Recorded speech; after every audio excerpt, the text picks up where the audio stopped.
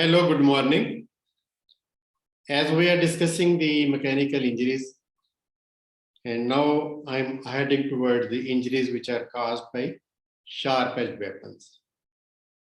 And the injuries which are caused by sharp-edged weapons, they are either the incised wounds or they are the stab wounds, and sometimes they are chop wounds. Chop wounds are basically caused by heavy sharp-edged weapons.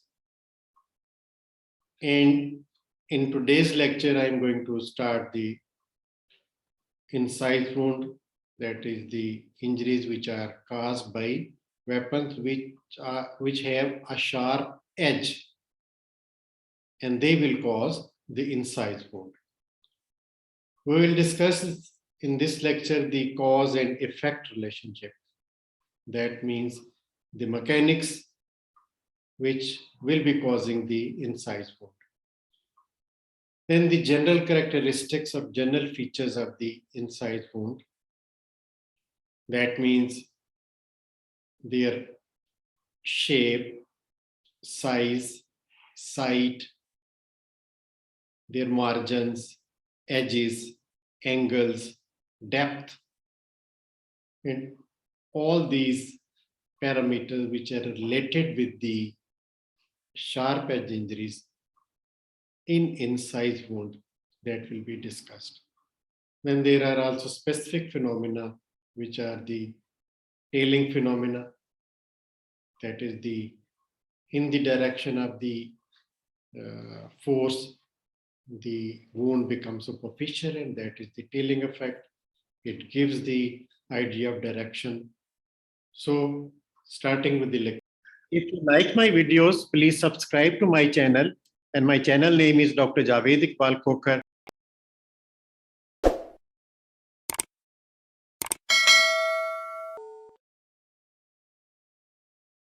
Thank you very much.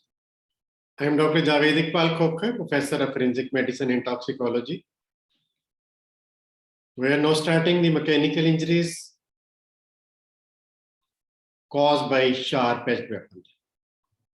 And these sharp-edged injuries are either the incised wound, the stab wounds, or the chop wounds. Now, the incised wound, we're starting the first lecture about the incised wound.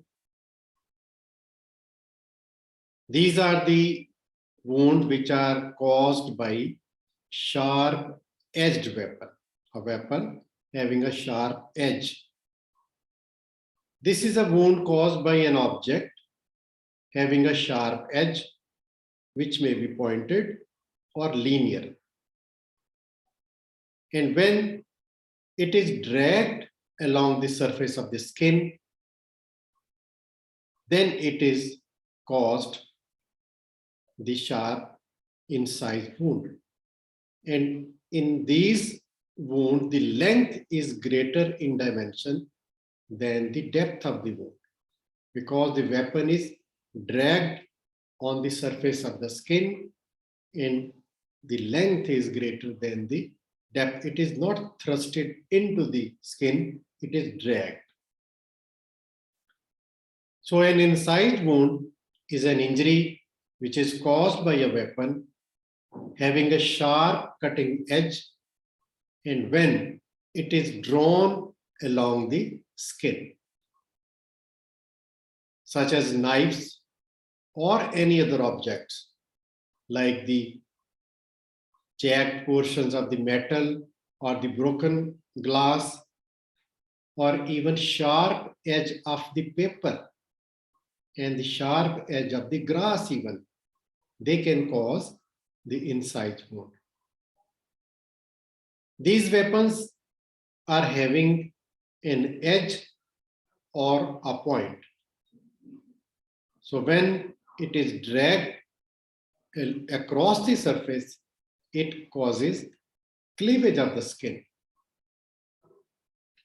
So the mechanics will be that there is an impact and movement. Impact and movement of a sharp-edged weapon along the skin.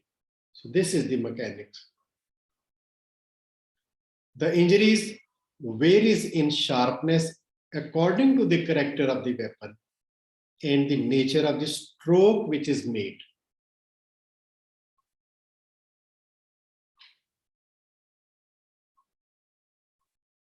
So about the features and the characteristics which are specific for the incised wound.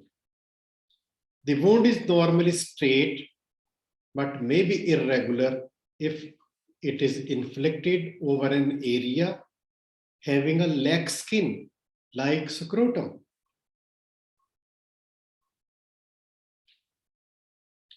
Then when we discuss the characters of the incised wound, we discuss its margins, angle, edges, and the base. Then the dimensions, evidence of external bleeding, and there is no bruising normally in the incised wound. And tailing phenomena. We will discuss what is tailing phenomena. Then the gaping or eversion of the edges. Shape is generally linear in shape. And the cuts on the clothes, they are usually corresponding or but may not be corresponding with the site of the injuries. We will discuss how they correspond and how they do not correspond. So the incised wound begin superficially at the beginning, then it deepens and becomes superficial again, and finally it tails off. You can see the picture on the right side. The tailing is shown on the lower injury, the tailing goes on the right. That when we start the injury, it is superficial in the beginning, then it deepens, and then it tails off when the weapon is being lifted. So the length is greater than its depth. And they are generally linear in shape. About their margin, angle, and edges, and the base. The margins are smooth, clear, and finely divided. And they are clean cut. And there is no bruising as it occurs in chop wounds, which are the cut wounds caused by the heavy sharp edge weapon like the axe or hatchets. The angles are also sharply defined. Base shows a clear-cut cleavage or division of the tissues. There is no tagging of the tissues or bridging over or crossing over of the tissues seen. They are clean cut. There is no element of crushing or bruising even inside the wound also. All the tissues up to the depth, they are cleanly divided. If the area involved is hairy, the hairs are and hair bulbs are cut, and this can be confirmed by the hand magnifying lens. Sometimes the underlying bone, they will be having cut marks. If there is underlying bone and the wound is bone deep, the cut mark will be seen on the bone. The subcutaneous tissues sometimes give a better indication of the nature of the wound than the skin margins only, because the whole thickness will be showing clean cut cleavage of the tissues. As per regarding a bleeding, as the vessels are not crushed as in the blunt injuries, here they are cut, so the bleeding is usually profuse and it escapes out of the wound, because in bruises and in the blunt injury, there are potential cavities where the blood is collected inside the cavities, inside the body more. But here, as there is clean cut cleavage of the tissues, the vessels are cut, and profuse bleeding is coming out of the body. Then about the tailing phenomena. At the commencement of an injury, the tissues are divided more deeply than its termination. Here you can see in the above diagram, there is tailing shown on the one end.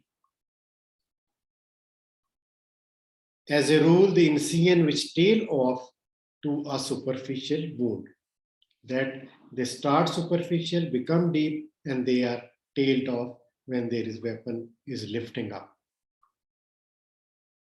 So the tailing signifies the direction of the force. And if the blade enters obliquely, then the margins will be beveled. And a flare of skin will be raised if the weapon enters horizontally.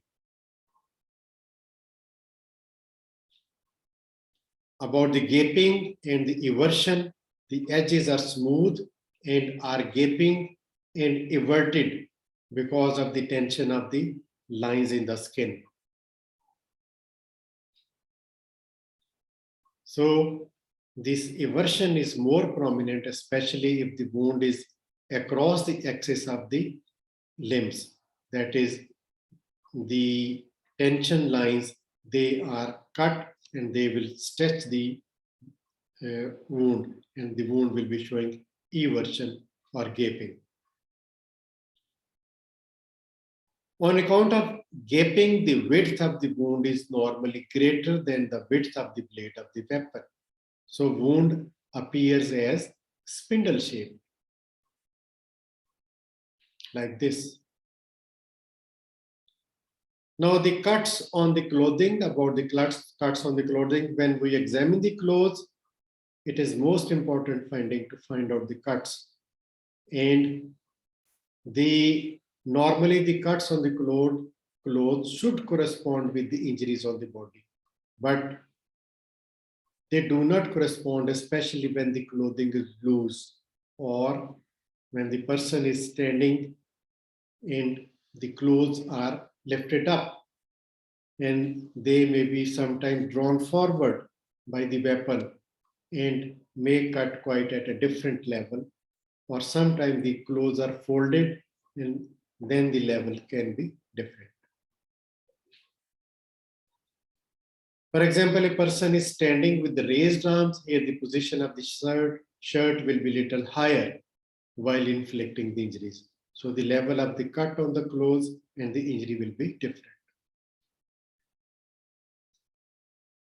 Sometimes there may be multiple cuts on the clothes because of the folds of the clothes, and they do not correspond with the injuries. So summary of this lecture is that we have discussed the incised wounds, its characteristics and salient general features. We have defined what is an incised wound, what is the cause and effect relationship, what is the kind of weapon, and we have discussed the general characteristics of the incised wound, like the shape, size, margin, angle, depth, and the tailing phenomena. Thank you very much. Take care. Allah Hafiz.